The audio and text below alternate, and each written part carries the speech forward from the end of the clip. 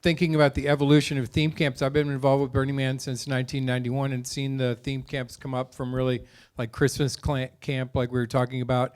And one camp that I remember was a clear health department violation, but apparently it sorted itself out, and that was the Aesthetic Meat Foundation. Does anybody remember them? Early days of Burning Man.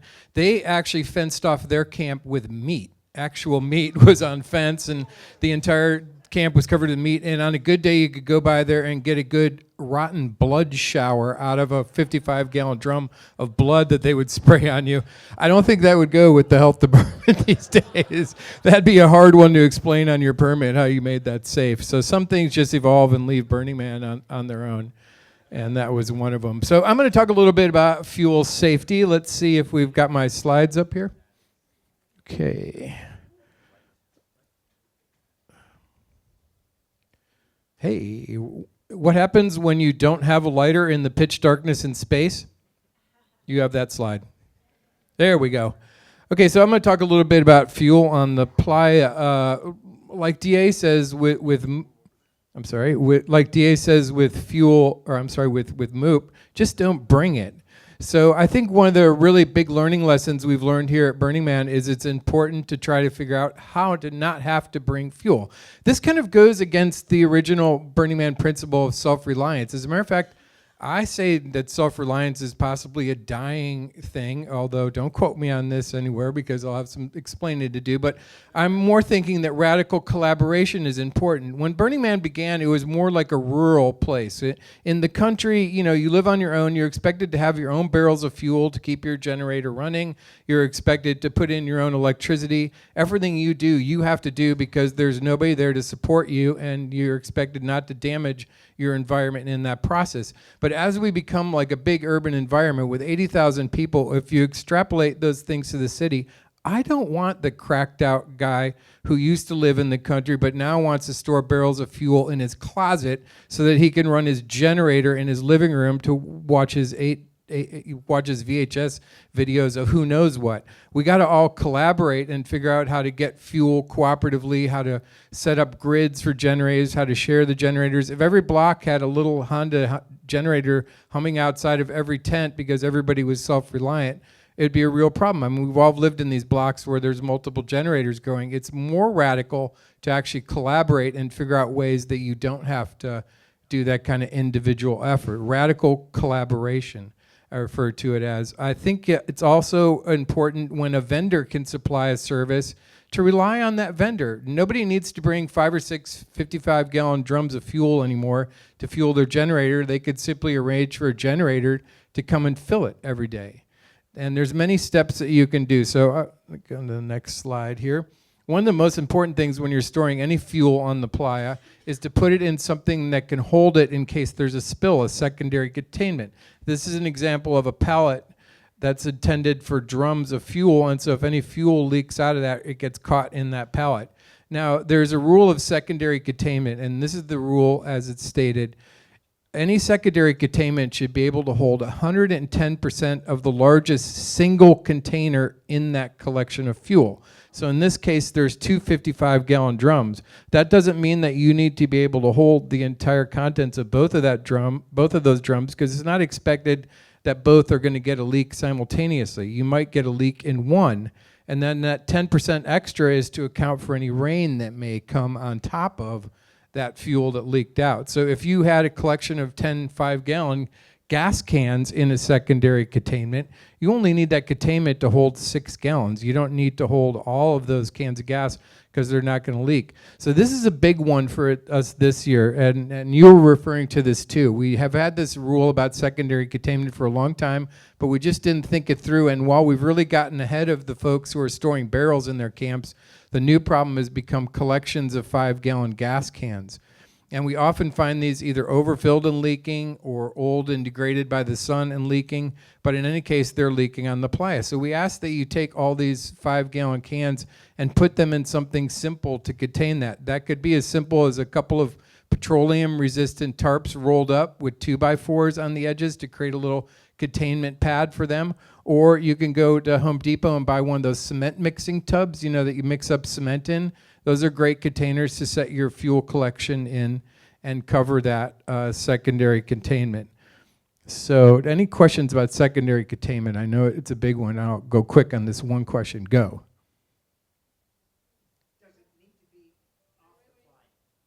Your question is, does it need to be off of the playa? And that's a good question because of safety. If we put this collection of 5-gallon cans above the playa, the hazard there would be static buildup. We actually want it to touch the playa so it can release any static. If you've lifted it up the ground and then you go to work with those fuel cans, you may actually cause a spark, which could cause ignition, which is a great segue into my next point. So besides capturing all this fuel, my new issue that I've been trying to push is for fire extinguishers. When you go to work or into any building, you will notice that the fire extinguishers are prominently displayed. I found this not to be true at Burning Man, and so many people, I'll go to their camp and they've got some flame effect when we're doing our fire inspection, and I'll say, where is your fire extinguisher? Oh, it's in the trunk by my friend's car a block down the road. If there's a fire, we'll run over and get it. Well, it's great that you know where this is, and maybe if there's a fire, you'll happen to be around, and you'll happen to jog the block down the road and grab it, and by that time, there'll still be a fire, and you might be able to put it out with your tiny fire extinguisher that may or may not even work because you haven't checked since the last time you put it in the trunk of your car. A fire extinguisher is only good if it's visible. And I would really like to ask camps to make an effort to put out their fire extinguisher, to put it in a visible place. Nobody's going to steal your fire extinguisher, and if they do, so what? Go get another one. Somebody needed it for something. So I've come up with this idea of just getting a 5-gallon bucket with a 4x4 and attaching the fire extinguisher to it and keeping it in a prominent place. You can even go online and they make manufactured ones for displaying your fire extinguisher like this. And if everybody could, if you got a fuel storage area in your camp or some kind of exposure or living area, you should be able to look from that area at any point in your camp and see a fire extinguisher where it is and be able to grab it and not have to go fishing for it. Quick question. Yes, go. Propane. So you're talking about mostly gasoline. What about storage of propane? And answer that second thing, an orange cone works really well for your fire extinguisher. They sure do. Propane, fortunately, when it leaks out, is gaseous and won't spill onto the playa and cause a spill. But because it's gaseous and heavier than air, it could build up in low areas. So don't put it in an area where it's going to build up gas pressure or gases can build up in an ignition source. It should be outside and away from your vehicles as well. Another point, I want to go back to this. So this guy's doing it right. Look, he's got a secondary containment for his gas cans. He's got his barrel and another containment. He's happy as a clam. He's got the fire extinguisher over there in case he needs to put it out. This is your doing it right photo. And then the last photo I've got here before I introduce Jack, who's going to talk about how to do it right in your theme camp. This is I'm going the wrong way. This is a spill here, and this person is called a ranger, and he's letting them know, hey, there's a fuel spill here. If there's a fuel spill in the playa, it tends to go real deep and is hard to remove. So I'm going to ask that if any spill over 1 gallon happens, that you let a ranger or an ESD person know so that we can come over and take care of it. I'm going to introduce Jack Schroll. He's from Brain Freeze Camp, and he's done it right for many years on the playa, and he's going to tell you a little bit about some options for doing it right. Thank you, Dave. 2 minutes. Good afternoon. The best way to prevent a spill would be not to bring any fuel at all. And if you have a mutant vehicle, we now have a mutant vehicle fueling station. Last year was out by L at about 10 o'clock. I expect it to be at the same place this year.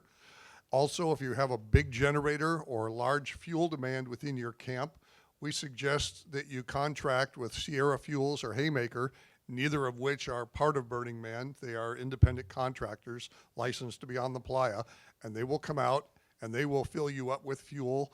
They have the proper equipment and buckets for spills and cleanup stuff, so if they make a mess, they're prepared to clean it up right on the spot.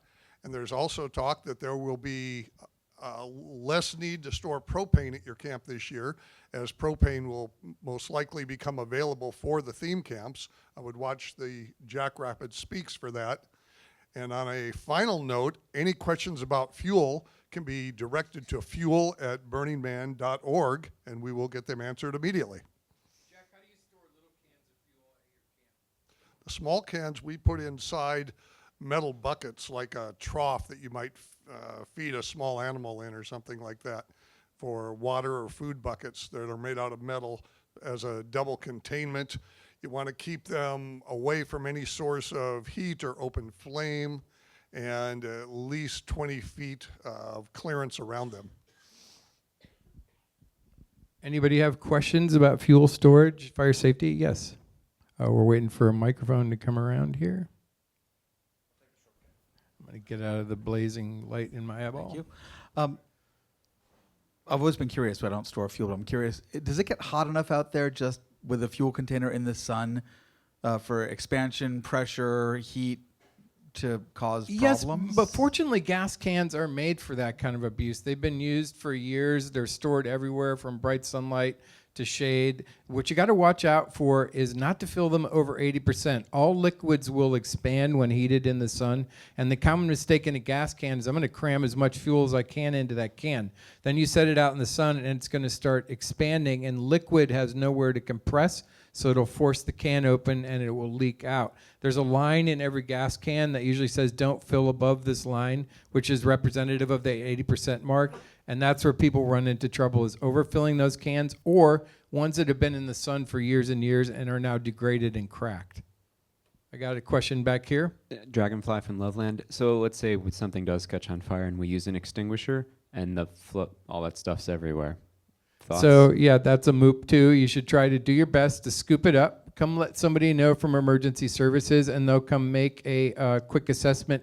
One note about those fire extinguishers, dry chem, once you've squirted them even the littlest bit, the dry powder goes in the valve and all the gas pressure will go out. So even the littlest discharge of that fire extinguisher, the next day it's done.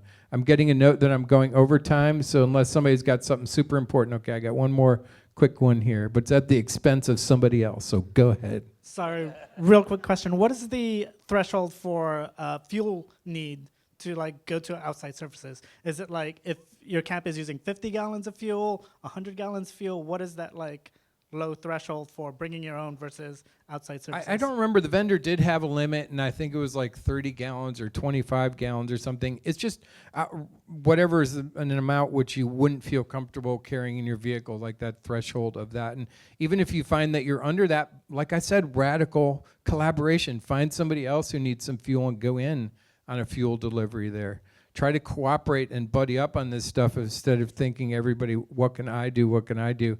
Think about what can we do. Any more questions?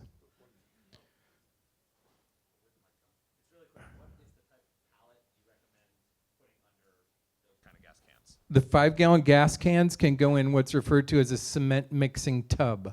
It's a small black tub that you'll find online at Home Depot. I think they're like $13 or $14. Okay, folks, I'm going to end it here, but just remember there's not many problems that a can of gas and a road flare won't solve.